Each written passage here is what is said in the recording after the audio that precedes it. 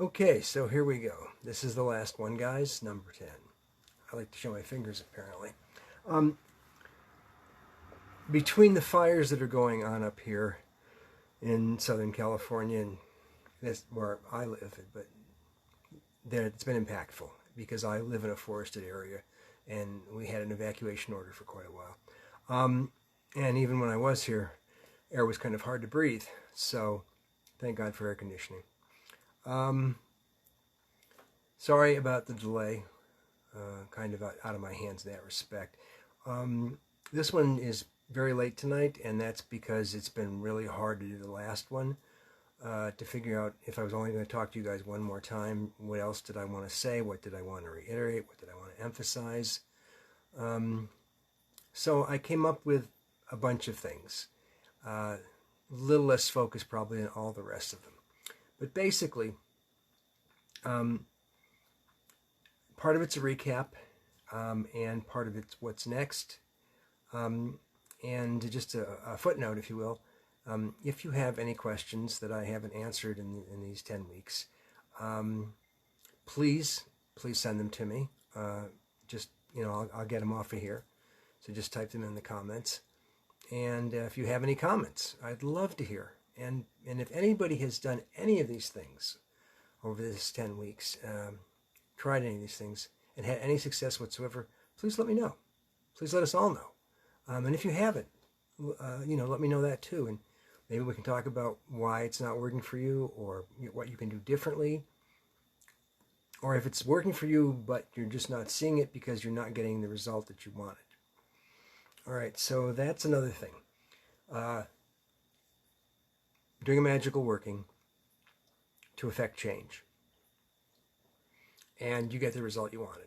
Wow. You won the lottery, basically, no matter how small it is.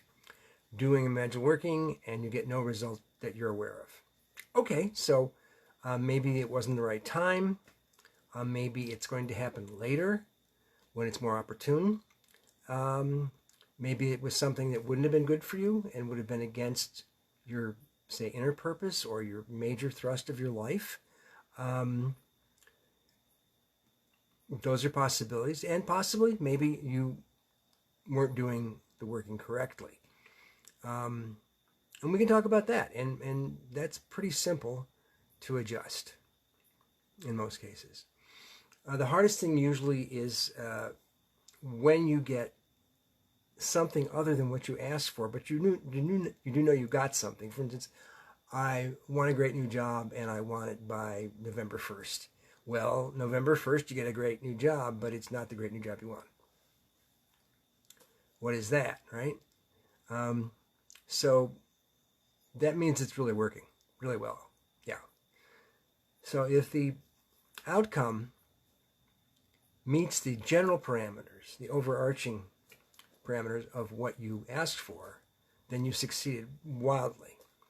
I'm just going to go crazy here and say, I'm not, but if I were an IT person and I said, oh my God, I want to work for Apple, I want to work for Apple, I want to work for Apple on November 1st, and I applied to Apple and I didn't get a job there, but I got a job at Google.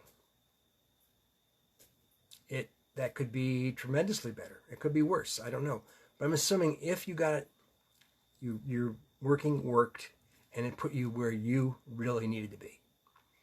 Okay, so that's kind of just a off-the-cuff thing there. All right, so recap. All right, so just some other things. If you haven't seen the TV series The Magicians or read the books The Magicians by Lev Grossman, the trilogy, please read the books if you like to read. They're a great read, and the TV series is fabulous. And it's more like Harry Potter magic. But it's good, I think, to watch those things to break up limitations in your head, even for an hour, or if you're reading a book for hours. It's just good to live in that magical world for a while. If you want to really grasp the difference between being an armchair magician who reads a lot and watches a lot of stuff on YouTube and talks a lot about it but never actually practices it, versus practicing it and maybe not knowing that much, but learning. Jonathan Strange and Mr. Norrell by Susanna Clarke is a wonderful novel, and it's a very good short BBC series. So I would check out both of those also. It's really interesting how they sort of separated out. There was a time in the book, there was a time in England when the only respectable magicians were well versed in magic, but none of them actually practiced it because that was, oh my God, that was so vulgar. And at one point in time, this master magician, who is the most respected of the armchair magicians, if you will, the well-read ones, the educated ones, needs to do something for somebody who's very important in London society, and basically brings in a real magician who's not that schooled but can do amazing things and does them. And that's how it goes on. All right, so pocket magic, I like to call it. Pocket magic to me is stuff that you carry with you. It doesn't have to be in your pocket, but it can be in your pocket. It can be a bracelet. It can be a ring. It can be an amulet that you wear around your neck.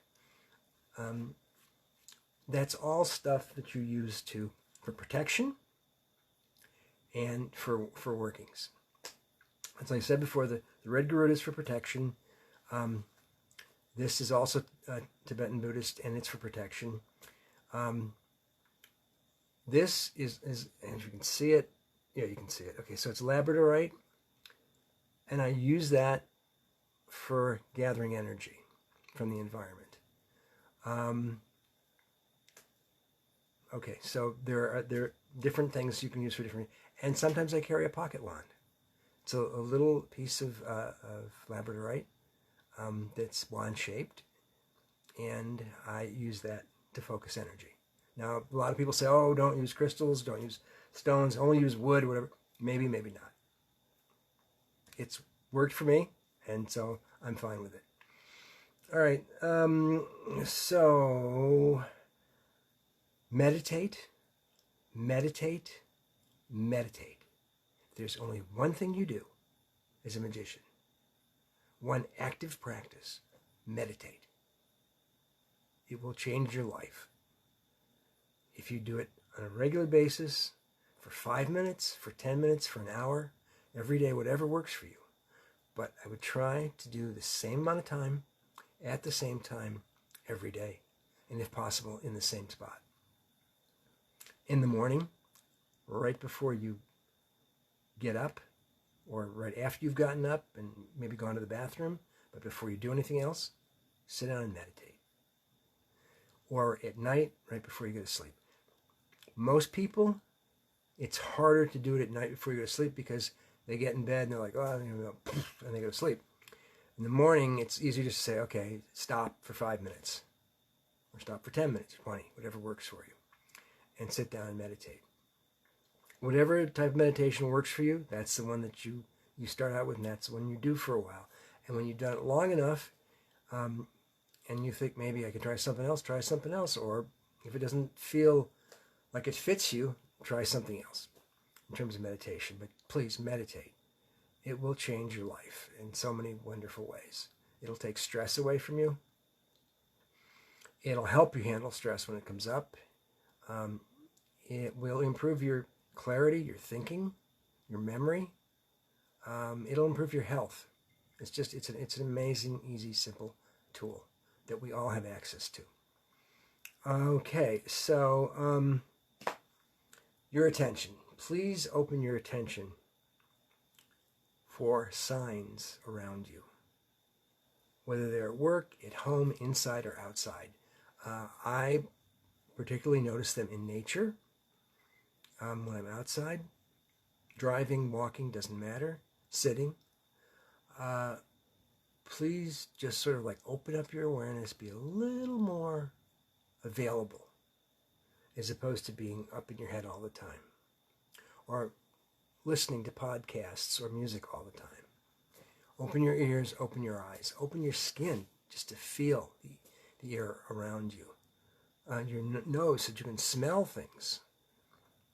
Just be aware. Don't necessarily be judgmental about it or having to define it, but just try and be more perceptive to your environment, wherever you are. And not just your physical environment, but your complete environment. Okay, so things that you can do. Okay, back to the Jonathan Strange and Mr. Norrell. Mr. Norrell is wonderfully schooled and extremely knowledgeable, but really doesn't know how to practice magic. And Jonathan Strange, not that schooled, but boy, can he practice magic with great effects. Again, more like Harry Potter, but still. So what I want to say is practice magic is the most important thing you can do. And meditating, believe it or not, is the foundation of most magical practice. So once you start meditating, right there, you're practicing magic. The next thing you can do, again, open your attention, you're practicing magic. So those are two things we can all do. Now, a little more effort, okay, journal. Definitely journal. If you can journal every day, beginning of the day, end of the day, doesn't matter, middle of the day, but just journal. Even one sentence, one word. Just start doing it. And the more you start journaling, the more that you're going to learn about yourself, how you perceive, how you think, where your attention goes. I used to be a school teacher. I taught 8th grade physics and chemistry. We call it physical science. And I had summers off, as teachers do. I had 10 weeks every summer off. And I would spend the Monday through Friday, because my wife worked at home, I would leave the house and I would go to a coffee shop for like 4 hours. And I would journal and I would read and I would draw and I would pay attention to what was around me. Whether I was outside, a sidewalk, sitting in there upstairs in the cafe, wherever, walking around, didn't matter. And that really, I was like, wow, I learned a lot from that because it was 5 days a week, because I gave it a lot of attention and time and thought. And journaling can also be drawing. It doesn't have to be just writing. It doesn't have to be words. You can just draw. Draw what's in your head, draw what's in your environment. Put that down every day. And that will also help. You learn so much about your environment, yourself, your thinking, your perception, attention. This is very important stuff.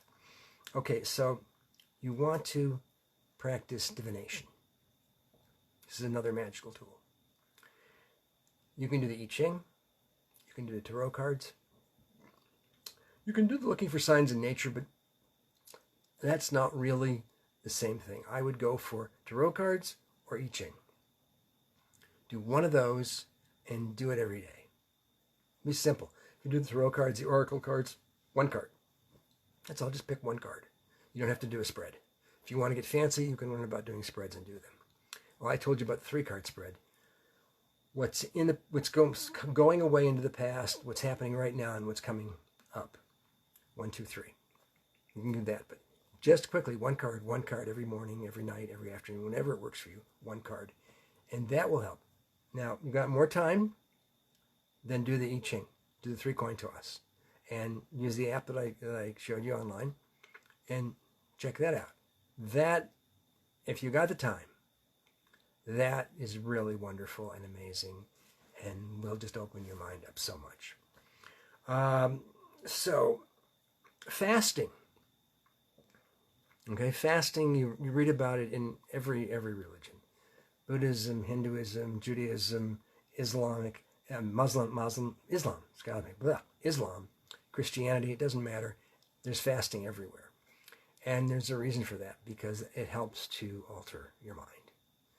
All right, so you don't have to fast like, 2 weeks with no food. That's just not ridiculous at this point in time. But you can fast for 24 hours or even up to 3 days on just liquids.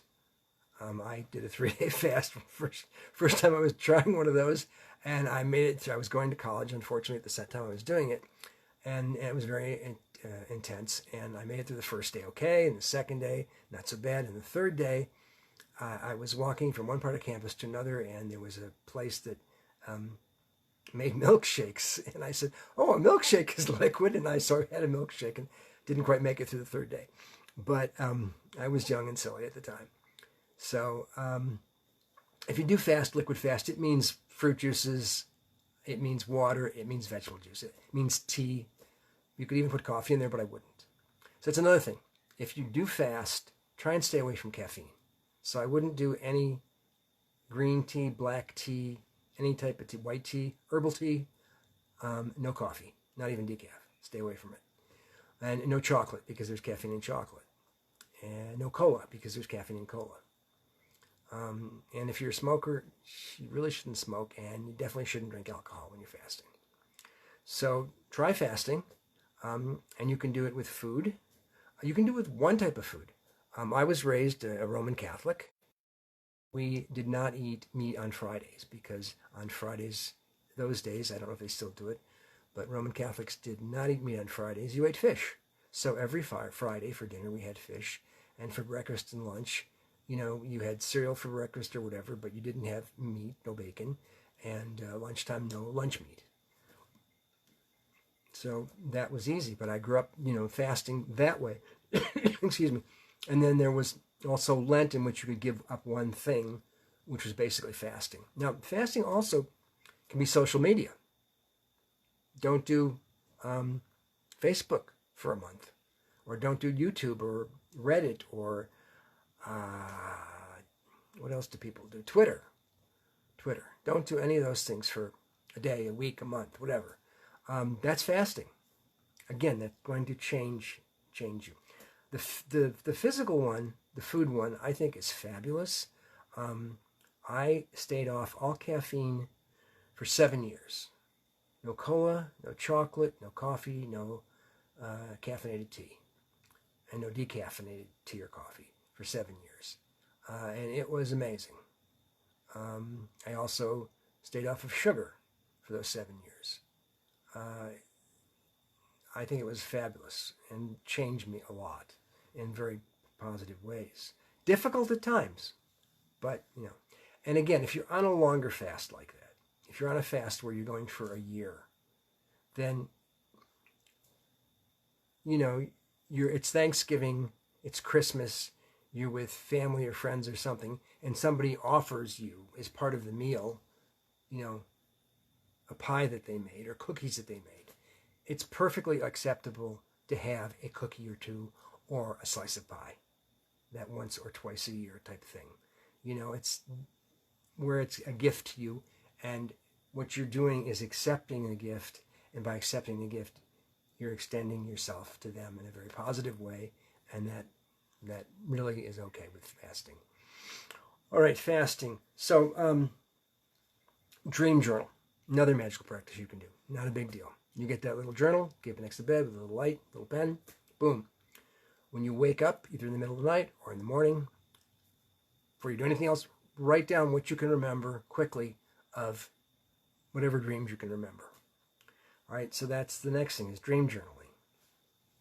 The next thing is lucid dreaming. I talked about before. So you're going to sleep. Your first practice is remembering your dreams if you're not already remembering them on a regular basis. So what you want to do, I'm going to remember my dreams when I wake up. I'm going to remember my dreams when I wake up. I'm going to remember my dreams when I wake up. Go to sleep and do that every day, every night for a while until you start remembering them on a regular basis. Then, once you start remembering them on a regular basis, then you start working on lucid dreaming, and basically at that point in time, I will remember my dreams when I wake up. No, I will wake up in my dreams. I will stay awake in my dreams, because you need to stay awake long enough to play with it a little. And then I will remember them when I wake up. I will wake up in my dreams, I will stay awake in my dreams, and I will remember them when I wake up. 3 times, say that. That will get you going on lucid dreaming. I think that's one of the best things for lucid dreaming. Now, there's also supplements that can help with that. I have taken in the past one called Mucuna, Macuna. It's an herb. You can get it from different companies. I get it from Paradise Herbs. And that has helped me stimulate lucid dreaming. And when I've had a dry spell when it wasn't really happening. So, Mucuna, to help with lucid dreaming. All right. More magical work you can do. Yoga. I know everybody thinks yoga is, a lot of people think it's just a physical thing.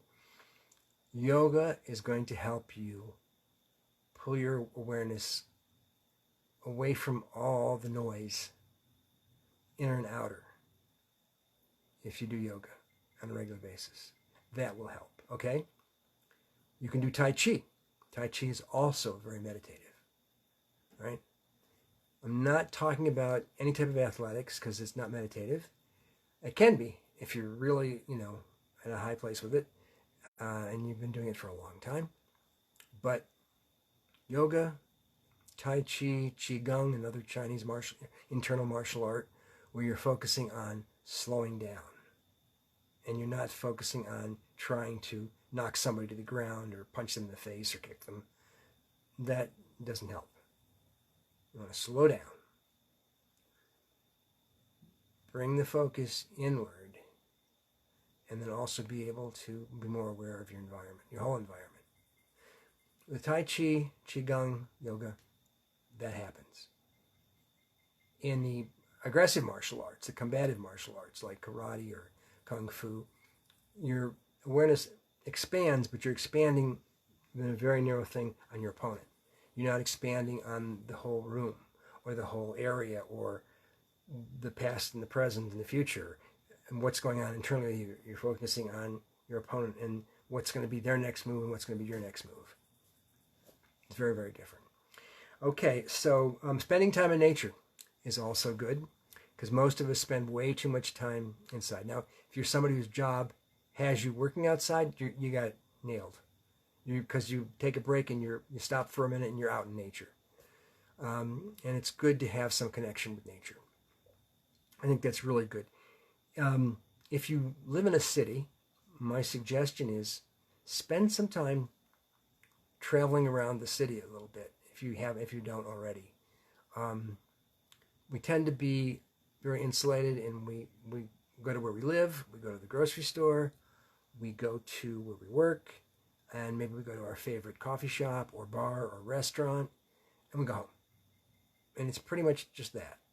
So if you live in a city that's got a museum or more, go to a museum. At least get out and do that. If you live in a city that's got different cultural neighborhoods, like I live in Los Angeles, and before that I lived in San Francisco, and it is the joy of the fact that there is a Chinatown in San Francisco and in LA. There's a little Tokyo in LA and in San Francisco. There's a Thai neighborhood, a Vietnamese area. It's just, you can go experience another culture, which opens you up again to the fact that there's more than just this little narrow world. Okay. Read. If you are a magician, read books on magic, and read books on science, read books on nature, read books on psychology, read books on history, read novels, because you're trying to expand your understanding of the world.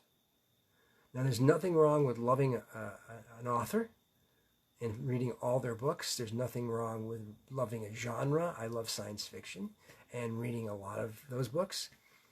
But you also want to read outside of that. So I read history, I read essays about many things, I read travel books, I read cookbooks, I read books about food, I read books about agriculture, I read books about Buddhism, Hinduism. What else do I read? Books about film. I read science fiction, I read fantasy, detective novels, I read straight ahead novels. I read novels that were originally written in a different language. I got into Japanese novels for a while, and I'm still into them, that have been translated. Someday I'd like to be able to actually read one in Japanese to see what the difference is. Study another language. There's an app I use called Duolingo. It's free. You can use it it's free, and you can learn another language with it. And it's pretty nifty. It's helped me with studying Japanese and French. If you're already to where you can converse with people, either through typing or through verbalizing, there's an app called Tandem, which is also free. And you can get a language partner in your target language who wants to learn your language, and you can have an exchange. I've had some Chinese partners. I have a Brazilian Portuguese partner. I've had several Japanese partners, and you slowly start to learn their language, and they learn more English from you, and so it's a nice trade. All right, so that's another thing I wanted to mention. Practice I mentioned already. Altar. It's worthwhile to have an altar, no matter how simple it is. If it's just a little space on a table or a nightstand, or if it's more, if you got, I know people who have like an alcove that they've devoted to it. But a statue of whatever entities you're working with or you want to work with, some type of thing that makes you feel very magical or spiritual.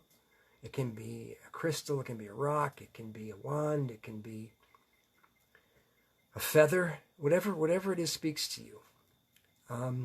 But a few magical things, and some imagery, like a card. I can have a card of the Morrigan or a statue of the Morrigan. Like I think I showed you, I have a statue of the Morrigan. A statue of the Buddha or a card of the Buddha. Whoever it is that you want to work with. Okay, so I think an altar is worth it. Now, on an altar, and speaking of also for meditating and for ritual work, sounds. Now, I like to, as I'm beginning my meditation, I have this little bowl, Tibetan bowl, singing bowl, little thing that's on instantly, and I just go.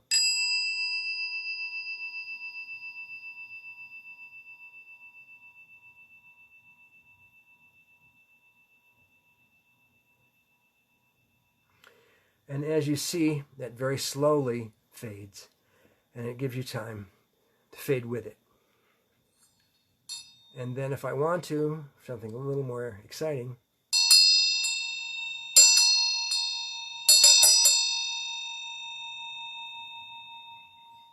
I've got that, my little bell, my little Tibetan bell. Okay, pathworking. Pathworking is really worth it. To do it a number of times, and there's a lot of different types of pathworking. I gave you a connection to Nikki Scully pathworking, to one of her shamanistic pathworkings. Recommend that highly. If you just want to go on a sort of wild, see where it takes me pathworking, and where you ahead of time figure out kind of, what you want to do pathworking wise, and maybe write down a little script of where you want to go and what you want to happen, and see. You just get, like Sandra Ingerman has shamanic drumming CDs. You can probably just get a download of them now. And it's just drumming. And all you do is let the drumming take you. The drumming goes for like 20 minutes or half an hour. But you've got to, ahead of time, I'm going to go here, I'm going to do this. And so you start the descent into the underworld as the drumming's happening. And then slowly you'll go with it, and you will lose what you have set out to do initially, your directions, and then you will flow into it. And then it'll end and you'll come back. But you will get something out of it. So pathworking, I think, is very, very important. I think that's everything that I wanted to cover tonight. For all of you who have showed up and to listen to this stuff, and hopefully some of you tried, thank you so much for being part of this. Being that it's my first time doing it, I appreciate that, and I appreciate the comments that I've gotten from people, and the support that I've gotten. So, from the administrators and the technical people. So thank you all very much, and if there's something you'd like me to do, if you'd like me to do something again, if there's a specific area you'd like me to go more into, let me know. I'm going to take a break. I'm not going to teach anything this next quarter. but maybe the following one. All right, guys. It's good getting to know all of you, as little as I have, and as Wiccans like to say, blessed be, and may the force be with you. Okay? All righty. Thank you so much. Bye-bye.